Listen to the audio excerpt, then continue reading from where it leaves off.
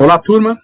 Bem-vindos a mais uma videoaula da disciplina obrigatória do Departamento de Economia, História do Pensamento Econômico 1, disciplina do curso de Bacharelado em Ciências Econômicas, da FEA-RP, Universidade de São Paulo. Com vocês, novamente, o professor Ricardo Luiz Chaves Feijó, em mais uma videoaula. Esta é a nossa oitava. Vamos a ela? Como sempre, em algum ponto desta videoaula, indicarei uma questão que deve ser respondida e encaminhada por e-mail. O tema desta aula é mercantilismo e cameralismo como expressão do pensamento econômico nos séculos XVI e XVII. Portanto, saímos do período medieval, da Idade Média, que oficialmente vai até a queda de Constantinopla, e entramos no começo da chamada Era Moderna. O pensamento econômico que já tinha conhecido um grande avanço a partir das reflexões dos padres escolásticos, conforme vimos na última videoaula, agora conhece novos avanços com a formação dos Estados nacionais e com novos autores que deram contribuições significativas ao pensamento econômico. Antes de focalizar a evolução das ideias econômicas nesses dois séculos, vamos oferecer uma abordagem da história política, principalmente, enfocando as mudanças sociais e as políticas econômicas intervencionistas associadas ao aparecimento dos Estados nacionais e do nacionalismo. Em 1763, ou seja, depois dos séculos que estamos considerando, um autor chamado H.G. Riquet, conhecido como Conde de Mirabeau, que nasceu em 1749 e faleceu em 1791, portanto um autor do século XVIII, mas nesse século XVIII é que aparece a expressão mercantilista, que é um rótulo para caracterizar o conjunto das doutrinas econômicas nos dois séculos anteriores. Doutrinas estas dominadas pelo nacionalismo e pelo intervencionismo dos Estados nacionais, políticas intervencionistas que já estavam presentes na Idade Média, tá? Mas que nesse período será matizada, digamos assim, por novas perspectivas, por novas práticas intervencionistas. É verdade que algumas delas já se verificam no final da Idade Média, mas agora as medidas intervencionistas ocorrerão no âmbito dos Estados nacionais, portanto, ganharão um novo escopo, nova abrangência. Essas políticas, agora no âmbito desses Estados, ganhariam um impulso nesses dois séculos que estamos considerando, século XVI e século XVII. Pode-se caracterizar a escola mercantilista como a contrapartida no plano das ideias econômicas do ambiente intelectual e político que acompanhou o aparecimento dos Estados nacionais, como Portugal, França, depois as regiões do norte da Espanha e a Inglaterra, etc. Estados nacionais que têm como característica serem organizações políticas centralizadas e Estados nacionais fortes. Na perspectiva histórica, o mercantilismo é considerado um período de transição entre as práticas regulamentárias da economia no feudalismo, marcadas por fervor ético e religioso, e o nascimento das concepções liberais do século XVIII. Então, o mercantilismo ainda é intervencionista, mas, principalmente na última etapa do mercantilismo, já aparecem autores que oferecem concepções liberais. Então, o mercantilismo deve ser visto como uma escola de transição, tá, entre a concepção feudal, tá, e o liberalismo que ganha força no século XVIII. Então, é a última etapa, o último passo antes do aparecimento da economia como ciência no século XVIII. A perspectiva científica da economia começa a ganhar alguns alicerces, alguns pilares, em autores mercantilistas, principalmente na última etapa da escola mercantilista, pilares esses que depois se assentam no século XVIII com o nascimento da economia científica, principalmente em Adam Smith. Então, o mercantilismo pode ser visto como uma precursora, tá, da economia científica que nasce no século XVIII. Vamos caracterizar a escola mercantilistas e os seus autores. Quem são eles? Bom, é um conjunto bastante heterogêneo de autores. Autores de vários países, várias nações europeias, principalmente autores da Inglaterra, da França, Holanda, Alemanha e Espanha. Então, são diversos escritores que não defendem exatamente a mesma ideia, que não comungam o mesmo pensamento. Tá? Pelo contrário, né?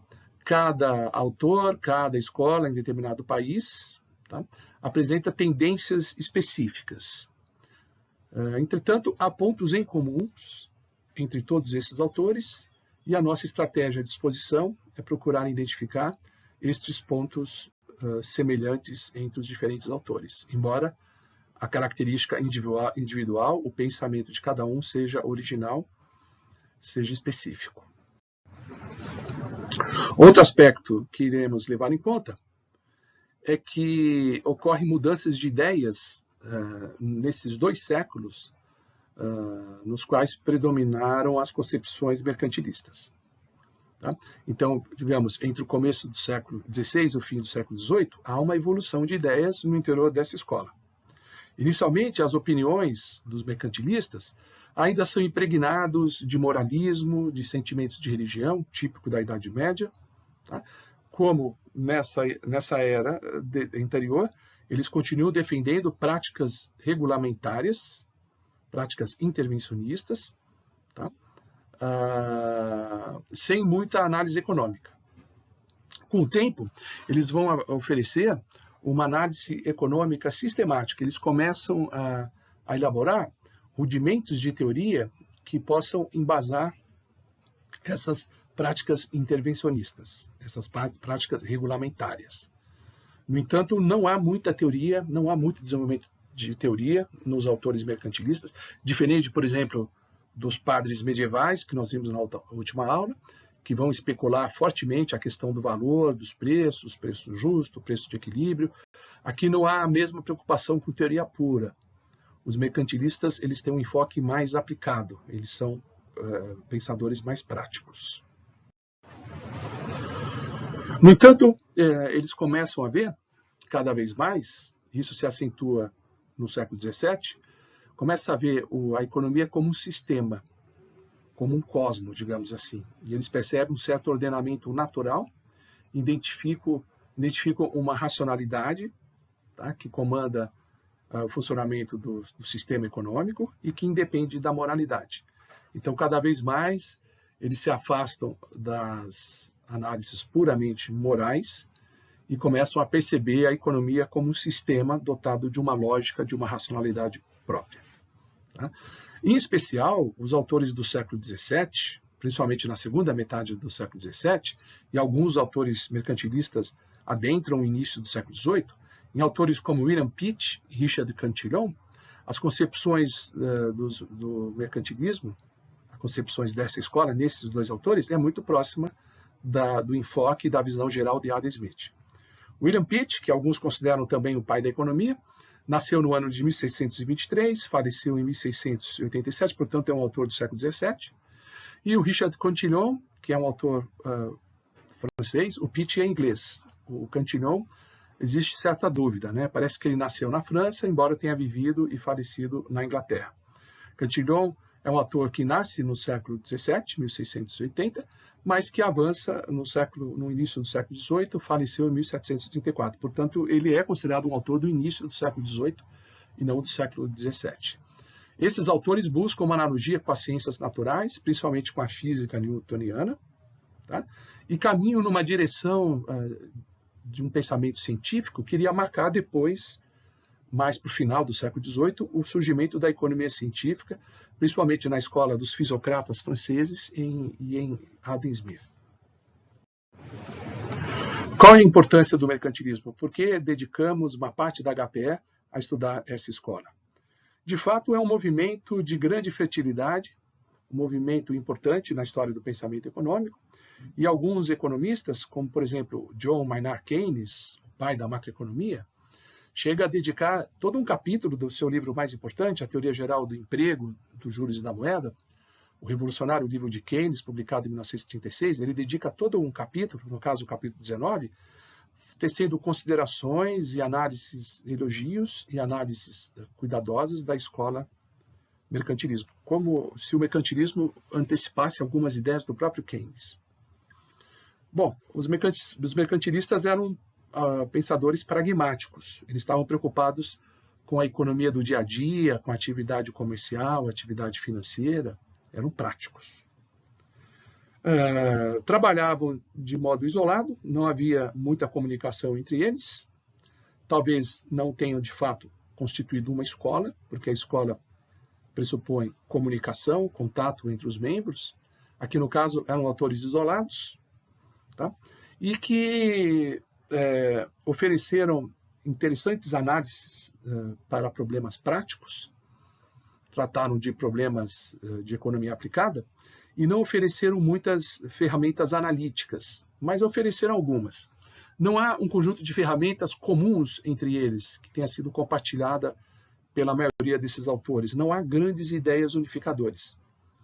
Então, o mercantilismo pode ser visto como um apanhado, tá, de ideias interessantes, ideias específicas dos autores, que foram se somando ao longo desses 2 séculos e representaram, de fato, um avanço no pensamento econômico.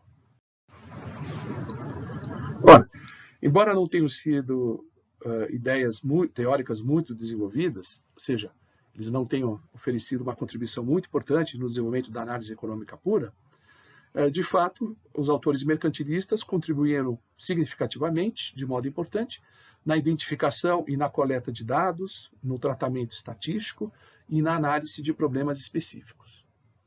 Então, eles avançaram na economia quantitativa, analisaram vários casos específicos, com dados, com análise quantitativa, inclusive com tratamento estatístico, e ofereceram pontualmente alguma interpretação teórica a essa massa de dados.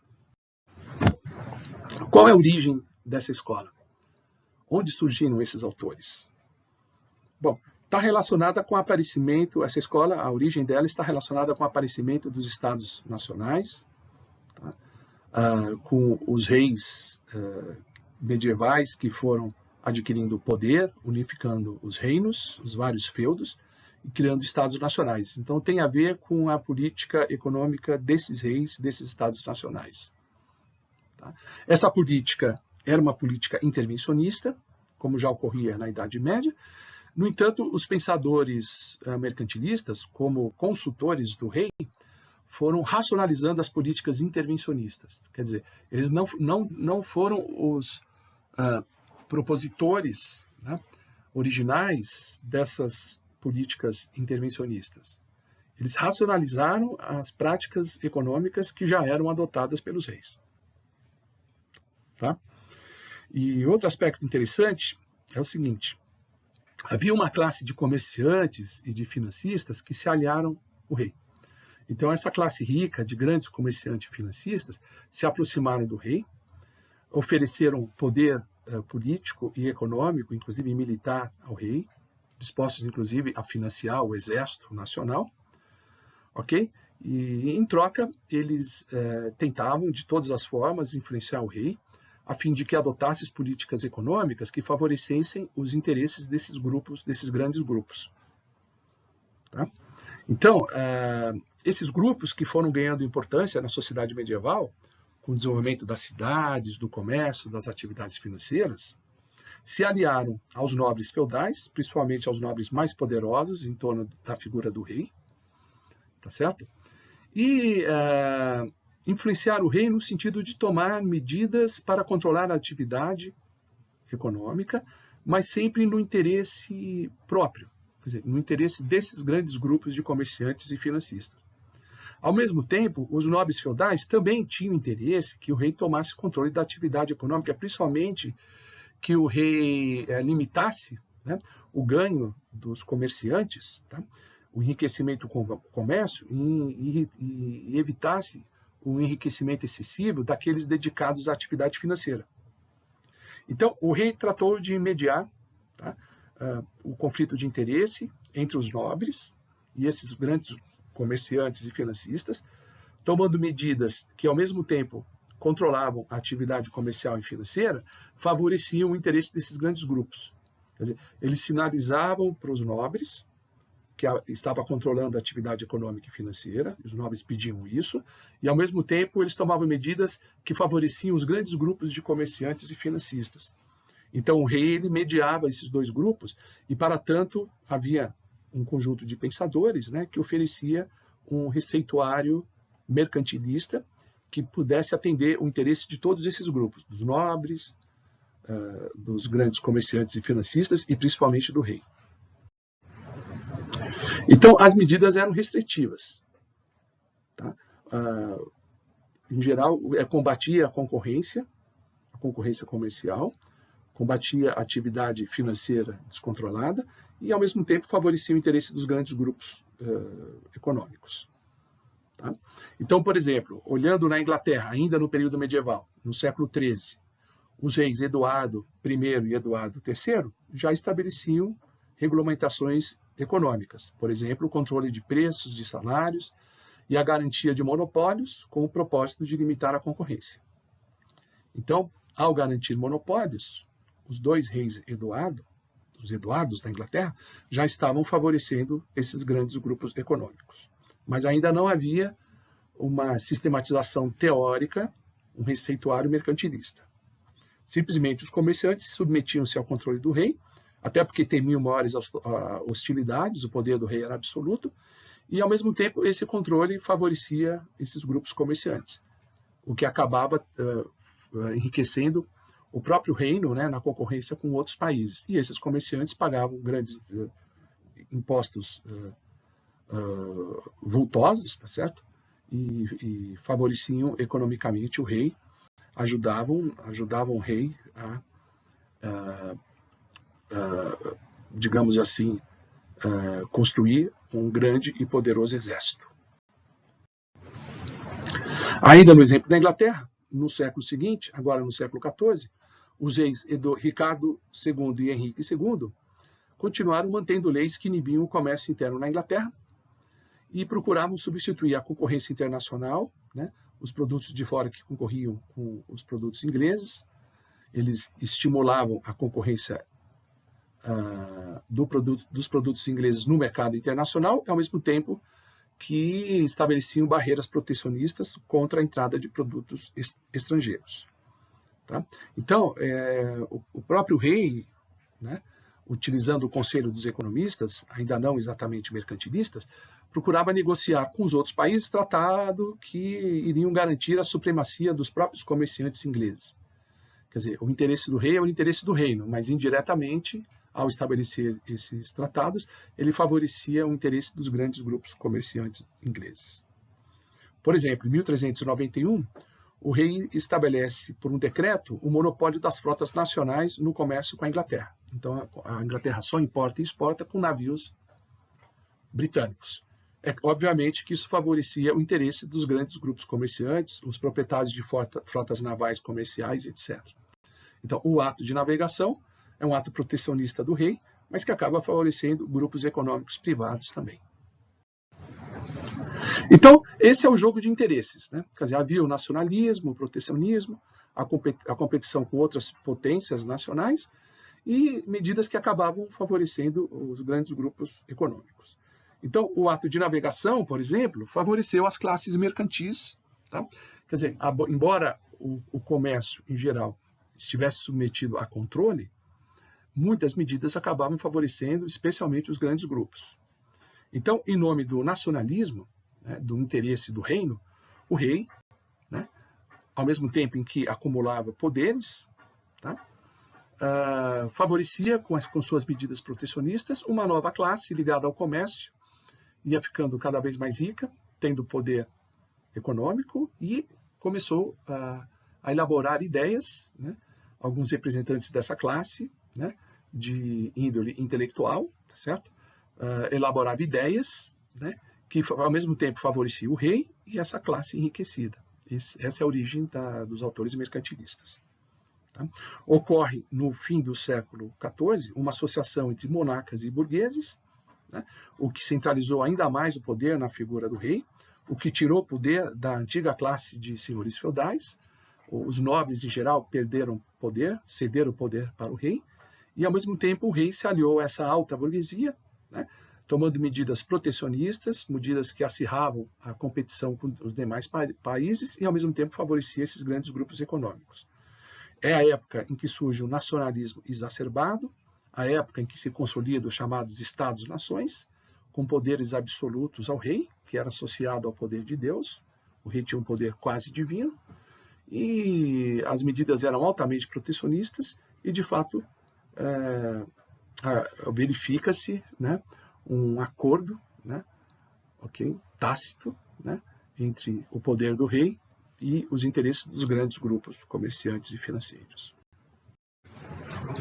Então, favorecendo tanto o poder do rei quanto esses grupos econômicos, aparecem autores mercantilistas que são considerados autores panfletários, ou seja, eles estão basicamente escrevendo no sentido de convencer o rei a tomar medidas que favoreçam os grandes grupos econômicos. Então, nesse sentido, eles são panfletários. Tá? Então, com o declínio do sistema feudal, o aparecimento do Estado absoluto, desvinculado da igreja, então o poder da igreja é menor agora, o poder absoluto está na mão do rei. Tá? E aí aparece um novo ambiente intelectual, não mais vinculado às teses da igreja, dos pensadores medievais ligados à igreja. Tá? Há cada vez mais um ambiente intelectual favorável a uma nova visão econômica. Bom, a visão continua sendo intervencionista, continua sendo protecionista, mas, ao mesmo tempo, se pensa em medidas que possam favorecer os grandes grupos comerciantes e financeiros.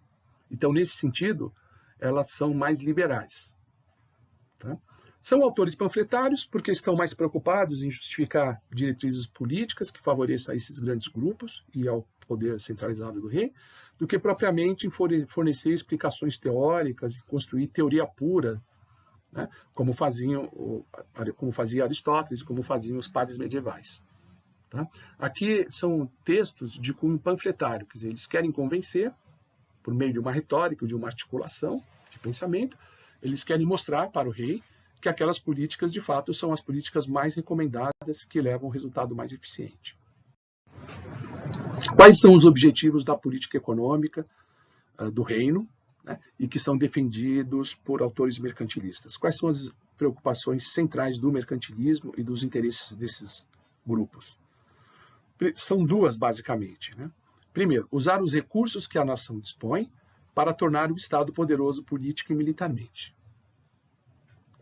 Então, o primeiro objetivo, e talvez o objetivo supremo, é o poder do Estado, poder político, poder militar. Então, desenvolver a economia nacional para um Estado poderoso. O segundo objetivo é evitar uma convulsão social interna. Tá? Evitar uma rebelião interna. Né? Oferecendo, aconselhando a que o rei tome algumas medidas assistencialistas, medidas de amparo aos pobres. Exatamente numa época em que se enfraquecem os valores medievais, aquele paternalismo medieval, né, em que os ricos devem ajudar os pobres, em que os senhores feudais têm obrigações com os servos, no sistema paternalista, tá, é substituído por um sistema de um forte Estado nacional em que o poder do Estado deve tomar algumas medidas, né, de apoio aos pobres, medidas assistencialistas. Veja que elas não estão mais centralizadas nas ações de caridade da igreja, como na Idade Média. A igreja recolhendo o dízimo dos homens ricos e se envolvendo em medidas assistencialistas de amparo aos servos, aos pobres daquela sociedade. Agora, o assistencialismo vai ser transferido da igreja para o próprio Estado. E aí, o mercantilismo, nesse aspecto, vai sugerir, né, ao governo algumas medidas no sentido de amparar os mais pobres, evitando assim uma rebelião social. Um outro aspecto que chama atenção nesse período, né, em plena Idade Moderna, é a Reforma Protestante. né? É o enfraquecimento do poder da Igreja Católica e uma nova concepção teológica, uma nova interpretação dos textos sagrados do cristianismo. Então aparecem as duas figuras mais proeminentes, né? Martinho Lutero e João Calvino, né? Que coincidem com o aparecimento do Estado absoluto, né? Que assume a função social da Igreja, e alguns desses estados, inclusive, rompem com a Igreja Católica, né? Portanto, o catolicismo passa a não ter força nesses estados, então cabe às igrejas reformadas assumirem a função assistencialista. Como é conhecido, na Inglaterra, Henrique VIII rompeu com o catolicismo romano, tá? E fundou a Igreja Anglicana, e a própria visão do papel do Estado foi profundamente alterada com essa ruptura com a Igreja de Roma. O Estado não é mais instrumento da religião, como se pensava na Idade Média, como se pensava nos estados sob influência católica, né? O Estado não tem o catolicismo como religião oficial, não é um instrumento da religião, tá? Não se pauta pelos ideais religiosos ou éticos, né? O ideal de justiça e de salvação da alma. Agora o Estado é um Estado militar, tá? Guerreiro, é um Estado que busca o enriquecimento, é um Estado que visa o poder terreno, não é a salvação da alma dos cristãos, mas é um Estado que visa enriquecimento e poder, que não se subordina mais à Igreja, tá? E não está preocupado em convencer os homens a terem uma conduta ética, a reprimir a maldade individual, tá? Então, esse papel de conversão, isso fica quase com a Igreja, com as igrejas reformadas. O Estado visa, e as políticas econômicas que influenciam o Estado, visa o enriquecimento político e econômico. Tá? E, além disso, nessa época, aparecem novos modelos de sociedade. Tem uma ampla literatura, tá? Que discute a sociedade e que propõe modelos de sociedade que poderiam ser adotados nesses estados nacionais.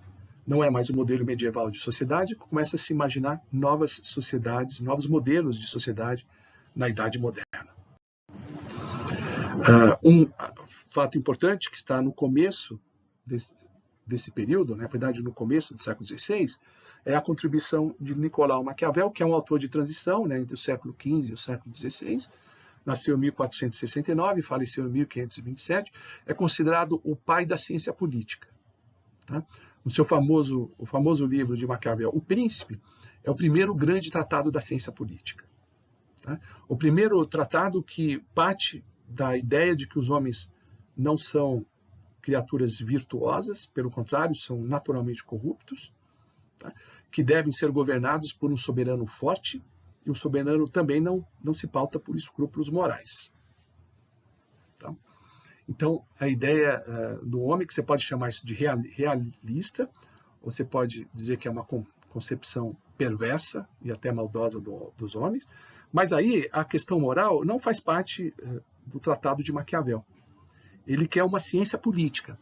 Ele quer dizer o seguinte, olha, que conduta o governante deve adotar para governar com eficiência, partindo da ideia de que os homens são, digamos, indivíduos corruptos que visam apenas levar vantagem em todas as situações, tá? Que não estão necessariamente preocupados com o próximo, não são benevolentes ou almas caridosas, simplesmente cada um procura o poder e o enriquecimento. E o rei faz a mesma coisa. Então, o príncipe diz como que o governante deve se comportar, né, de forma a obter o melhor resultado em termos de poder, né, partindo da ideia de que os homens só querem levar vantagem, que cada qual só procura a própria vantagem. Outra concepção, a chamada concepção utópica, é proposta por Tomás Moros, tá? Um autor também de transição entre o século XV e o século XVI, nasceu em 1478, faleceu em 1532. Ele simplesmente descreve uma sociedade ideal. Tá? Na obra Utopia, ele imagina uma ilha, e aí ele descreve como que é o funcionamento dessa ilha. É uma espécie de um comunismo que ele imagina para essa ilha. Tá? Ou uma sociedade que se espelha na República de Platão. Tá? Então, ele faz uma descrição sistemática de como é a vida e como os problemas econômicos são tratados e resolvidos, como são as relações sociais nessa sociedade idealizada, nessa utopia. Então, Tomás Moros acaba sendo uma contribuição interessante de pensar em modelos alternativos de sociedade. Aí aparece o pai da ciência social, digamos, mais do que ciência política, né, da ciência social, que é o Thomas Hobbes, né, que vai discutir a questão da fundação da sociedade, né, como é que se funda a sociedade. Tá? A sociedade é formada por homens éticos, diferente do homem que só quer levar vantagem, né, do Maquiavel. Ele imagina que a sociedade é fundada no homem ético. Tá? Isso de acordo com o ideal cristão. Tá? Na religião cristã, o fundamento da sociedade seria o homem ético. E aí ele quer pensar como é que se poderia fundar a sociedade no homem que não fosse o perfeito cristão. Tá? Imagina que os homens sejam dominados por motivações egoístas, como em Maquiavel, mas não necessariamente o homem que só quer levar vantagem. Então Hobbes pergunta, como que se poderia fundar uma sociedade de homens egoístas? Ele fala, olha, então o que leva esses homens autointeressados a fundarem uma sociedade? Eles buscam a segurança e buscam a riqueza. E percebe, a partir de um certo momento, que o Estado é uma maneira eficaz de oferecer segurança a todos. O homem sai daquele estado de luta constante com os demais. O homem é o lobo do homem na sociedade primitiva. Tá? O homem na sociedade sem Estado, ele está permanentemente em guerra com os demais e preocupado com a sua própria sobrevivência. Tá? Então ele funda o Estado no sentido de garantir a segurança individual. Tá? E também ele acha que, por meio do Estado, ele pode enriquecer mais. Então, os homens estabelecem, por livre vontade, um contrato social. Tá? E eles se submetem a esse contrato, que eles abdicam de uma parte da sua liberdade, né? Que antes ele tinha um amplo campo de ação. Ele poderia fazer praticamente tudo que ele imagina, inclusive guerrear com seu vizinho e tomar tudo do vizinho na guerra e coisas assim, mas era uma situação de insegurança. Então ele prefere abdicar de uma parte da sua liberdade, do seu campo de ação, em troca da segurança oferecida pelo Estado. Então os homens resolvem, por espontânea iniciativa, estabelecer entre eles um contrato social. Tá? E eles se propõem a controlar os seus impulsos egoístas, tá? Em troca da segurança. Então eles transferem uma parte da liberdade ao Estado, se submetem às leis, e as leis reprimem alguns desses impulsos individuais, tá certo? Eles ainda têm alguma autonomia individual, têm um campo de liberdade, que essa liberdade não é totalmente suprimida, mas uma parte dela é retirada dos indivíduos, tá? Quando transferem poder ao Estado. Tá? E o benefício que se obtém com isso, dessa perda de liberdade, né, é um estado de mais segurança. Tá? Então, a autonomia individual não é totalmente suprimida, mas os indivíduos delegam uma parte da sua liberdade, transferem uma parte do campo de atuação para o Estado passa a limitar a atuação dos indivíduos, mas em troca disso eles obtêm liberdade e a possibilidade de uma maior riqueza. Então, o Estado surge a partir do contrato social. Essa é a tese principal de Hobbes, que aparece na obra maior dele, que é o Leviatã, um livro de 1651, em que ele teoriza a formação de um Estado nacional e a formação de uma sociedade regida por um Estado. Muito bem, então essas são essas ideias políticas e sociais que aparecem nessa época. Voltando agora ao aspecto econômico. Então, os mercantilistas, os autores mercantilistas, estão preocupados em influenciar o rei, né, no sentido de que adote políticas que levem ao enriquecimento da nação e ao aumento do poderio da nação. Tá? O poder real ainda mantém uma aura de religiosidade. Tá? No entanto, a preocupação mercantilista ela é materialista. O foco do mercantilismo não é a salvação da alma, não é no plano espiritual, mas em questões práticas de economia, de poder político, tá certo? Então, eles vão dizer como o Estado deve se comportar, que medidas devem adotar, no sentido de ter um conjunto maior de riquezas materiais, inclusive de poderio militar. Tá? Então, a política mercantilista estava voltada essencialmente ao ganho material do Estado. Tá? Não a salvação das almas, mas o ganho do Estado. tá? Não ao bem-estar dos cidadãos, não é o bem-estar do súdito, tá? É simplesmente o ganho do Estado, é o poderio econômico e militar do Estado Nacional. Então, a questão básica é como colocar todos os recursos materiais da nação, da sociedade, a favor do enriquecimento do Estado-nação, tá? Do bem-estar do rei. Não é o bem-estar da população, é o bem-estar do rei, né? Das classes poderosas, tá? E o enriquecimento do Estado como um todo, tornando o Estado poderoso política e economicamente. Então, o foco da política mercantilista é a riqueza do Estado. Ele não está preocupado com a situação de cada cidadão, com a somatória das riquezas individuais. A riqueza nacional não é a soma do consumo de cada cidadão, né? De quanto cada cidadão tem ao seu dispor bens e serviços. Não é o padrão de vida médio da sociedade. Esse não é o interesse, né? A política mercantilista é no sentido de aumentar a riqueza do Estado, tá? Para o homem comum, os mercantilistas estão preocupados simplesmente que eles se mantenham empregados, produtivos, atuantes, que não haja mendicância, que não haja rebelião, tá? Que todos fiquem ocupados com o emprego dos recursos econômicos da sociedade, inclusive o emprego da mão de obra. Essa é a preocupação dele com relação às pessoas em geral, que elas possam ser empregadas produtivamente pelo Estado. Mas, fora isso, não há preocupação com o bem-estar do povo. Inclusive, paradoxalmente, os mercantilistas irão defender algumas medidas que prejudicam a condição de vida das classes trabalhadores. Eles vão dizer, por exemplo, que o trabalhador deve simplesmente sobreviver, que não deve ter uma vida de muito conforto, porque o conforto iria destruir o ímpeto de trabalho. Note que essa tese já aparece em autores antigos, né? A gente vê isso em Platão, por exemplo, né?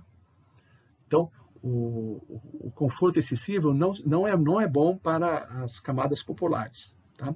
Eles devem simplesmente estarem trabalhando, produtivos e sobreviverem, tá? Inclusive, muitos autores mercantilistas, como eu disse, irão defender os baixos salários, dizendo que os salários devem ser estabelecidos na margem de subsistência.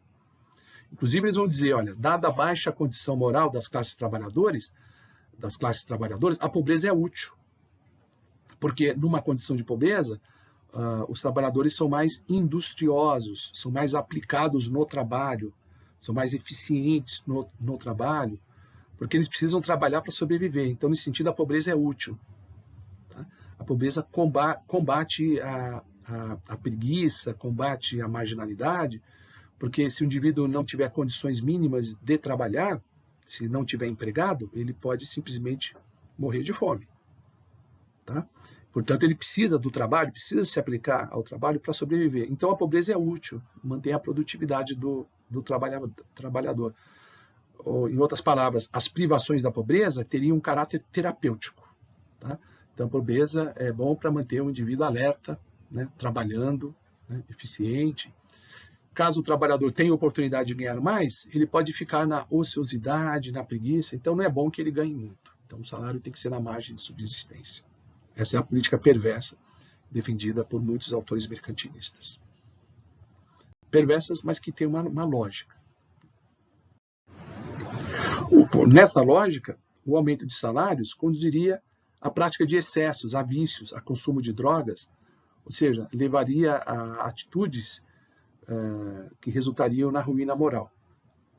Tá?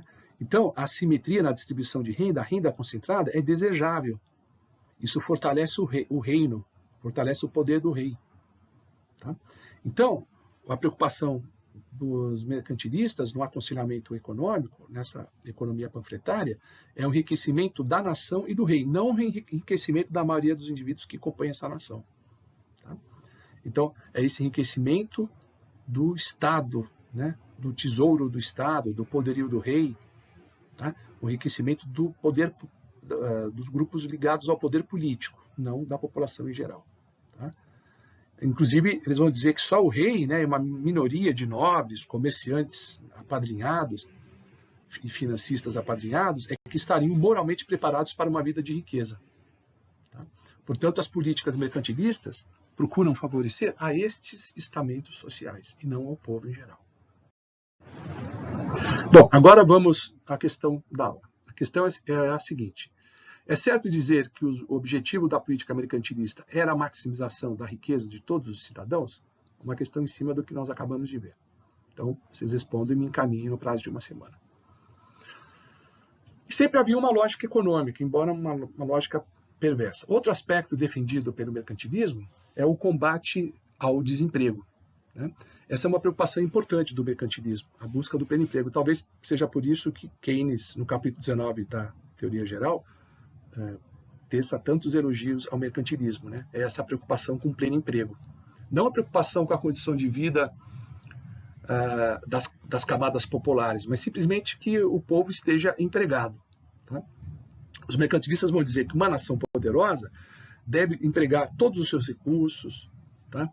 Deve empregar tudo que está disponível no seu território em atividades produtivas, tanto na agricultura, na mineração, na manufatura. Nenhum recurso deve ficar ocioso, em especial os trabalhadores. A força de trabalho deve ser produtiva. Então, as políticas devem encorajar, né, os trabalhadores a se manterem empregados.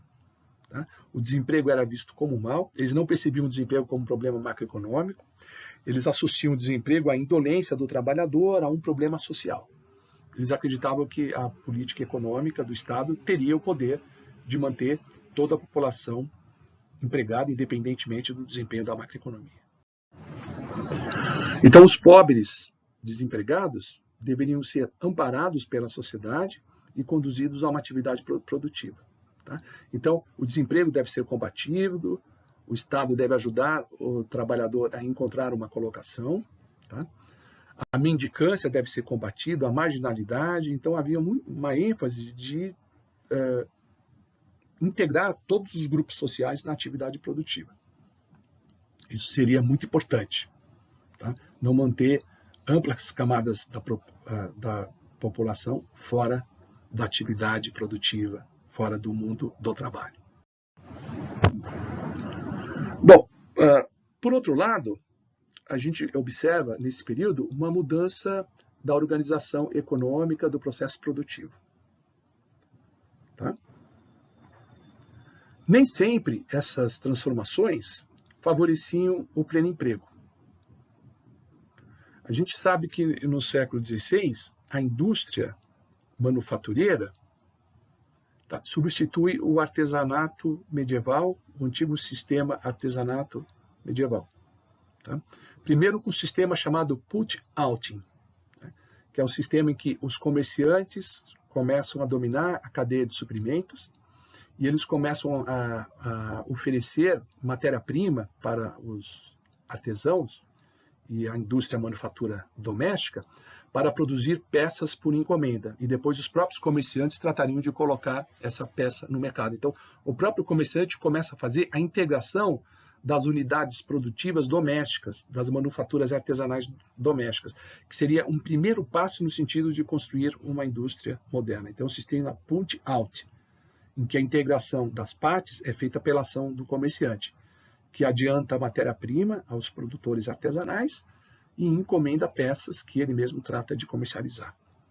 Então, é a época em que aparece o chamado putting out system, esse sistema controlado pelos comerciantes, que dominam a cadeia de fornecedores. Ao mesmo tempo, aparece nesse período novas tecnologias, né? O incentivo trazido pela navegação, pelo comércio com outras partes do mundo. Muitas dessas tecnologias foram importadas da China, como o astrolábio e a bússola, né? A pólvora, né? E ao início das grandes navegações, principalmente a partir do final do século XV. Com as navegações, né? E com o poderio militar, principalmente associado ao emprego da pólvora, as nações ou povos de outras partes do mundo foram conquistados, né? Suas economias pilhadas, povos inteiros escravizados, o mar tomado pela pirataria, tá? E aparece, vindo de todas as partes do mundo, um amplo fluxo de mercadorias que convergem para a Europa. Então, o comércio da Europa com o resto do mundo ganha um novo impulso, tá? Favorecendo a atividade econômica das potências europeias, desses estados nacionais. E os governos nacionais, por meio de medidas de política econômica, irão favorecer os monopólios. Tá? Okay? Se estabelece o monopólio da produção, tá? de amplos ramos do artesanato, principalmente voltados às exportações, tá? E aí ele transfere essa produção para grandes grupos mercadores que monopolizam essa produção e o comércio com o resto do mundo. Mercadores que cada vez mais controlam o suprimento de matérias-primas e adquirem o monopólio em amplos setores da indústria manufatureira. E também não só o monopólio da exportação desses produtos, mas o monopólio das importações. Tá? Os reis estabelecem que certos grupos monopolizem as importações. Tá? E, além disso, também ocorre o processo do cercamento das terras comunais, né? Cercamento das propriedades rurais, tá? Cercamento das terras, favorecendo grupos produtores, favorecendo o acesso a certas matérias-primas, né? Alimentos, ou, por exemplo, a lã, tá certo? Que estarão disponíveis aos grupos monopolistas produtores inseridos no mercado internacional. Então ocorre esse processo de expulsão das terras e o monopólio no sistema de manufaturas controlado agora pelos grandes grupos comerciantes. Então os camponeses que já tinham se transformado em arrendatários, não eram mais servos feudais, né? Então esses camponeses arrendatários que pagavam o aluguel da terra, eles são expulsos das terras, migram para as cidades. A produção de subsistência de alimentos é substituída pela criação de ovelhas que fornecem lã à indústria têxtil. Os grandes grupos comerciantes adquirem o domínio da oferta de matéria-prima e, com isso, o poder de controlar toda a cadeia do processo produtivo. O antigo artesão, que vendia o produto acabado na feira, né, e oferia lucro com isso, agora trabalha por encomenda e entrega o produto para o comerciante monopolista, né, que mantém o controle não só do mercado, como também dos fornecedores. Tá? Então, simplesmente o comerciante, o artesão, né, agora o manufator doméstico, recebe um pagamento pela entrega do produto semi-elaborado, dentro de uma especificação contratual fornecida pelo comerciante, então ele simplesmente transaciona com o comerciante e entrega o produto encomendado. Ele não participa diretamente do mercado de consumo final, não entrega o seu produto nas feiras, mas simplesmente atende às encomendas. Então, esse mercador ele tem um papel não apenas de comercializar, mas de coordenar a produção, né? Então, ele concatena as várias manufaturas domésticas independentes, formando uma espécie de linha de produção entre essas propriedades domésticas, né? Retira encomendas de uma unidade dessa, de um centro produtor doméstico, entrega a um outro, tá certo? Que pode estar atuando numa nova fase da produção, elaborando a mercadoria numa nova etapa, tá certo? Então você tem uma rede de pequenas manufaturas dispersas por áreas rurais, cuja produção é concatenada, é coordenada pelo grande comerciante. Ao mesmo tempo, nas cidades, a produção artesanal é guiada por certas instituições, a mais famosa delas, de origem medieval, as guildas. Muitos desses artesãos que não conseguem sobreviver, dada a concorrência da grande manufatura, viram simples assalariados, tá? Ok? E as manufaturas, portanto, o comércio das manufaturas é controlado cada vez mais por grupos monopolistas. Tá? E, além disso, os comerciantes que ainda, os artesãos que ainda permanecem trabalhando na indústria manufatureira, eles têm a sua atividade fortemente controlada pelas guildas. Tá? A guilda controla quem tem direito a atuar naquele ramo, quem pode produzir o quê, estabelece barreiras protecionistas, especifica os regimes de aprendizado, os privilégios e isenções para os filhos de artesãos bem estabelecidas, cobra taxas para admissão no negócio, ou seja, interfere na produção doméstica de várias formas. Tá? E com o estabelecimento dos estados nacionais e o fortalecimento desses grandes grupos comerciantes, muitas das funções medievais das guildas acabam sendo transferidas para o Estado. Então, é o Estado que vai controlar a manufatura doméstica, o artesanato residual, né, que havia sobrevivido, agora não estão sob o controle das guildas, que eram instituições autônomas das feiras, das cidades, agora as políticas vêm do próprio Estado Nacional, controlando a produção desse artesanato. Dentre essas medidas tomadas pelos Estados Nacionais, aparece o Estatuto dos Artífices, na Inglaterra, e as regulamentações do ministro Colbert. O Estatuto dos Artífices aparece na Inglaterra em 1563, tá? Visando substituir as várias regulamentações das guildas. Então, o Estatuto estabelece a produção em todo o reino inglês. Substitui e padroniza para todo o reino as normas da manufatura, por exemplo, as que limitam o aumento de salários, bem na ideia do mercantilismo de controlar os salários para manter a produtividade. No caso da França, do outro lado do Canal da Mancha, o ministro J.B. Colbert impõe leis que regulamentam os métodos de produção e a qualidade das matérias-primas e dos produtos. Então, convence o rei francês a estabelecer essas leis, dizendo que com elas a França seria mais competitiva no comércio internacional. Em 1666, Colbert convenceu o rei francês a regulamentar a fabricação de tecidos, principalmente os famosos tecidos de Dijon, e com a previsão de penalidades severas ao transgressor a quem fugisse da regulamentação no processo de produção.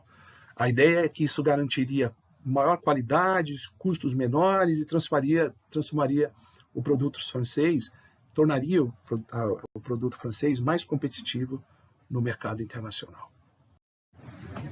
Então, há esse pacto entre esses grupos monopolistas, esses comerciantes poderosos e o próprio Estado, com uma relação de ajuda mútua, né? Então, o Estado apoia e financia o Estado absoluto, né? E o Estado absoluto, com suas medidas, favorece o interesse desses grandes grupos de produtores. Tá?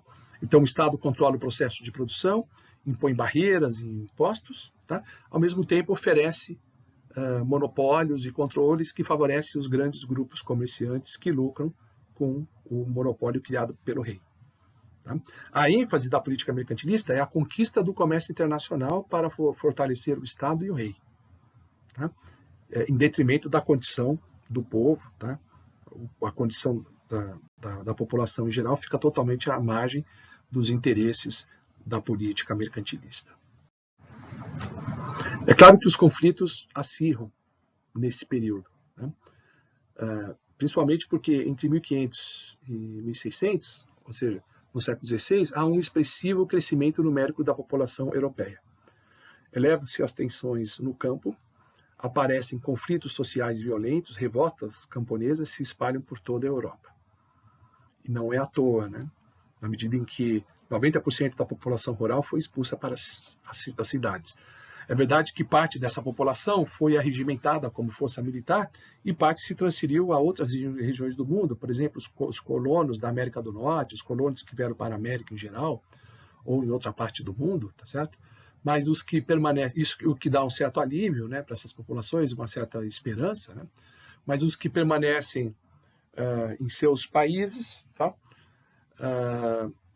Ficam numa situação difícil, uma situação econômica difícil, inclusive uma parte permanece ociosa. Quer dizer, a política mercantilista não consegue atender o seu propósito de empregar toda a população. Tá? Uma parte da população, prejudicada pelas medidas que só favorecem os grandes grupos econômicos, né, que dificultam a vida no campo, que dificultam o trabalho do artesão, acaba ficando sem condições de continuar na atividade e ficam ociosos e a política não consegue meios de empregar essa população. Então, portanto, aumenta o número de pobres, de mendigos. E aí o Estado